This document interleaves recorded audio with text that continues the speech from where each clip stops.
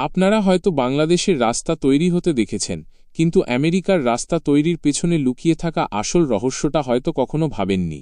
আমরা সাধারণত দেখি বড় বড় যন্ত্র দিয়ে মাটি সমান করা হচ্ছে, পিচ ঢালা হচ্ছে, কিন্তু আসল জাদুটা ঘটে রাস্তার নিচে।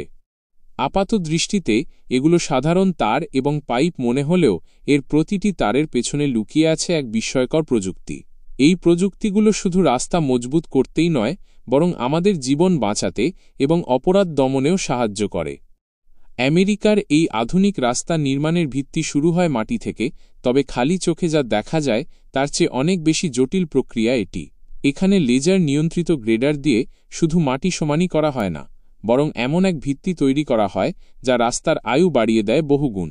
এর পাশাপাশি স্বয়ংক্রিয় সয়েল স্ট্যাবিলাইজার মেশিনের মাধ্যমে মাটির সাথে বিশেষ পলিমার ও রাসায়নিক মেশানো হয়। এই রাসায়নিকগুলো মাটির কণার সাথে বিক্রিয়া করে এক ধরনের সিমেন্টিং এজেন্ট তৈরি করে, যা মাটিকে পাথরের মতো মজবুত ও অভেদ্য করে তোলে। ফলে রাস্তার নিচের ভিত্তি আর সাধারণ মাটি থাকে না, হয়ে ওঠে এক ইঞ্জিনিয়ার্ড ফাউন্ডেশন যা ভারী যানবাহনের চাপ সহজেই সহ্য করতে পারে। কিন্তু আসল প্রযুক্তি লুকিয়ে আছে রাস্তার স্তরের ভেতরে। এই রাস্তাগুলো এক অর্থে জীবন্ত। এর নিচে বিছিয়ে রাখা হয় ফাইবার অপটিক সেন্সর কেবল। এগুলো সাধারণ তার নয়, বরং রাস্তার স্নায়ুতন্ত্র বা নার্ভাস সিস্টেম। এই তারের মধ্য দিয়ে অবিরাম লেজার লাইট বা আলোর স্পন্দন পাঠানো হয়। যখন রাস্তার কোনো অংশে সামান্যতম চাপ পড়ে বা ফাটল ধরে, তখন ফাইবার অপটিক তারটি আণুবীক্ষণিক স্তরে বেঁকে যায় বা সংকুচিত হয়। এর ফলে আলোর স্পন্দন ফিরে আসতে অতি সামান্য বেশি বা কম সময় নেয়।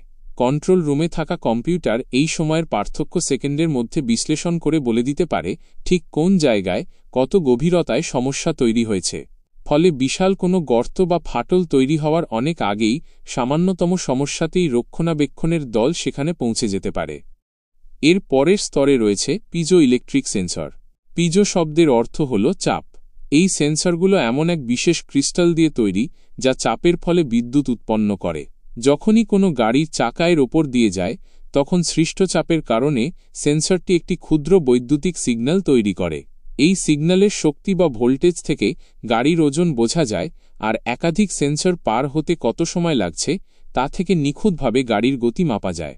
এই ডেটা একদিকে যেমন ট্রাফিক নিয়ন্ত্রণে সাহায্য করে, তেমনি অতিরিক্ত ভারবাহী ট্রাকগুলোকে শনাক্ত করে রাস্তাকে সুরক্ষিত রাখে। তবে এর একটি অন্ধকার দিকও আছে। এই সেন্সর নেটওয়ার্ক আইন প্রয়োগকারী সংস্থার জন্য এক শক্তিশালী হাতিয়ার। যদি কোনো সন্দেহভাজন বা অপরাধীর গাড়ি নির্দিষ্ট কোনো স্থান দিয়ে যায়, এই সেন্সরগুলো শুধু তার গতি বা ওজনই নয়, গাড়ির চাকার ধরন ও অ্যাক্সেল বা চাকার মধ্যবর্তী দূরত্ব মেপে গাড়িটিকে শনাক্ত করতে পারে। এরপর পুরো রাস্তা জুড়ে থাকা নেটওয়ার্কের মাধ্যমে গাড়িটির গতিবিধি ট্র্যাক করা হয় এবং সরাসরি পুলিশের কাছে তথ্য চলে যায়। অর্থাৎ এই রাস্তাগুলো শুধু আমাদের চলার পথ নয়, বরং পুলিশের একটি গোপন চোখ যা সবসময় সতর্ক প্রহরায় থাকে। শীতপ্রধান দেশ হওয়ার কারণে আমেরিকার অনেক রাস্তায় আরও এক বিস্ময়কর প্রযুক্তি যুক্ত করা হয়েছে, আর তা হল সেলফ হিটিং কংক্রিট। কংক্রিট ঢালাইয়ের সময় এর সাথে কার্বন ফাইবারের একটি বিশেষ নেট বা জাল বিছিয়ে দেওয়া হয়। কার্বন ফাইবার বিদ্যুতের সুপরিবাহী। যখন তাপমাত্রা হিমাঙ্কের নিচে নেমে যাওয়ার আশঙ্কা থাকে, তখন এই ফাইবারের জালের মধ্যে দিয়ে স্বয়ংক্রিয়ভাবে বিদ্যুৎ প্রবাহিত করা হয়। এর ফলে কংক্রিটের রাস্তাটি ভেতর থেকে গরম হয়ে ওঠে এবং বরফ জমার আগেই তা গলিয়ে দেয়। এতে রাস্তা পিচ্ছিল হওয়ার ঝুঁকি থাকে না এবং বরফ সরানোর জন্য ব্যবহৃত লবণ ও রাসায়নিকের ক্ষতিকর প্রভাব থেকেও পরিবেশ রক্ষা পায়। এই রাস্তাগুলো আমাদের সুরক্ষা এবং জীবনযাত্রাকে সহজ করার জন্য তৈরি করা হচ্ছে। কিন্তু এর পেছনের আসল উদ্দেশ্য কি শুধু এটুকুই, নাকি এর মাধ্যমে আমাদের প্রতিটি গতিবিধি নজরদারিতে রাখা হচ্ছে? এটি কি এক নতুন ধরনের বিগ ব্রাদার প্রযুক্তি? হয়তো এই রাস্তাগুলো শুধুই কংক্রিট আর পিচ নয়, এর প্রতিটি কোণে লুকিয়ে আছে এক রহস্য যা আমরা এখনও পুরোপুরি জানতে পারিনি।